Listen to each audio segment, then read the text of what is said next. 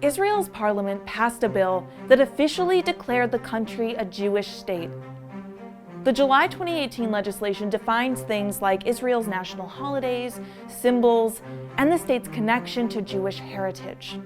Supporters of the bill say, at worst, it's a symbolic nod towards Jewish unity that won't actually impact the lives of citizens day to day.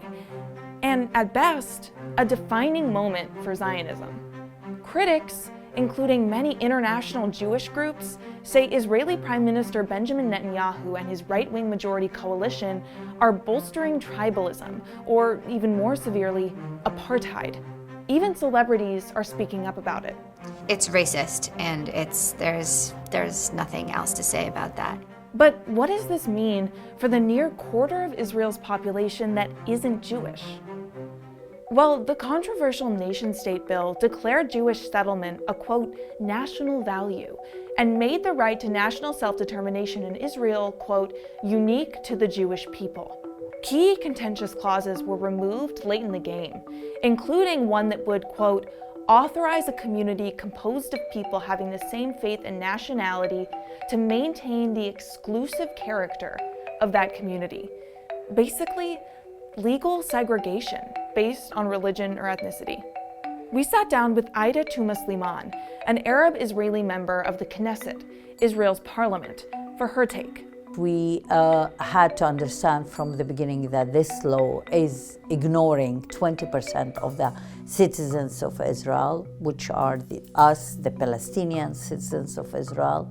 We are not mentioned in any way in the law. She's been outspoken in her opposition to the nation-state law, which passed 62 to 55 votes.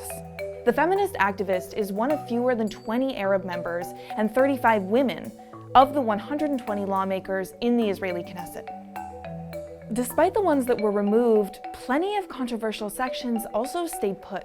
For example, the bill revokes the 70-year status Arabic had as an official state language, downgrading it to special status, and making Hebrew the state's only official language. Even though the law didn't specify any immediate action around this, Touma-Sliman says there are greater symbolic and cultural implications. Arabic language is part of the public scene in Israel. It's part of the homeland, and it is the spoken language of the indigenous people who used to exist forever in the homeland there. So denying that is part of denying the narrative and the story and the history. The law also states that Jerusalem is the capital of Israel. That's really nothing new from Israeli officials, who have claimed the city as its, quote, undivided capital since 1967, after occupying the eastern part of the city during the Six-Day War. But the land is disputed. Palestine also claims Jerusalem as its capital, with Palestinians living in the eastern part of the city comprising roughly 38% of the population. Basically, this clause reinforces a foreign policy trend in 2018 that's seen increasing international support of Jerusalem as Israel's capital, like President Trump moving the US embassy there, and several other countries reportedly considering following suit. Still, most of the world has not recognized Jerusalem as Israel's capital, and critics say the clause is a slap in the face to the huge population of Palestinians living and worshiping there. Another disputed section of the law, the one that defines Jewish settlement as a, quote, national value. The process of settlement, commonly understood as Israeli communities set up in Palestinian territories, has been repeatedly defined as illegal under international law, although Israel disputes this. They've been rapidly expanding for years and threaten the possibility of a two-state solution. According to Peace Now, an Israeli NGO that tracks settlement activity, there are upwards of 413,000 Israeli settlers living in the occupied West Bank. Construction of new settlements reportedly more than doubled over the second quarter of 2018. A lawyer who has represented the government regarding the illegal outposts has reportedly already said that he plans to use the new law as justification to legalize unauthorized Israeli outposts in Palestinian territory, which are currently illegal even under Israeli law.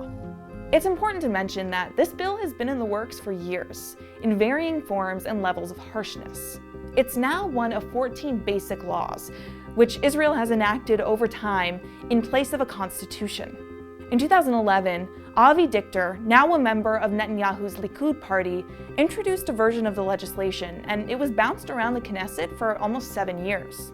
After the law passed, even the Trump administration reportedly expressed concerns over what it meant for the treatment of minority populations. But it wasn't just the international community that responded negatively. Some Knesset members protested by physically tearing up copies of the bill. In the months that followed, tens of thousands of people have taken to the streets in protest, including Jewish Israelis and many Israelis who are ethnically Arab, like the minority Druze community. We are here to send a clear message to the Israeli government. We will not settle down for nothing less than equal rights as Israeli citizens. I've been active for more than 35 years, and I've never seen a situation where, especially in the last few years, that Jews and Arabs come together to protest and to oppose something very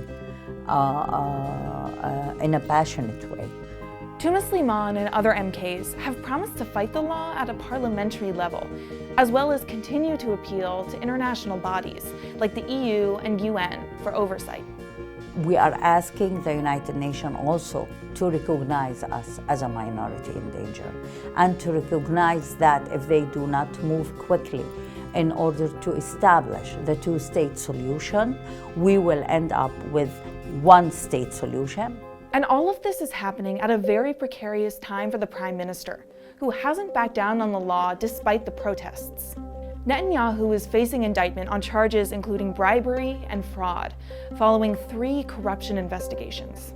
He's made every attempt over the past year to hold on to his right-wing governing coalition's shaky majority, but it's unclear whether he'll hold on to it or his agenda in the upcoming elections. Israel has consistently touted itself, quote, the only democracy in the Middle East. Now it looks like one of many, with an increasingly authoritarian leader threatening the legal status of its minority citizens. There's been a lot of debate over the symbolism versus real-world consequences of this law. So what do you think? What kind of concrete impact could it have on the population of Israel that's not Jewish? Let me know below, and thanks as always for tuning in to Now This World.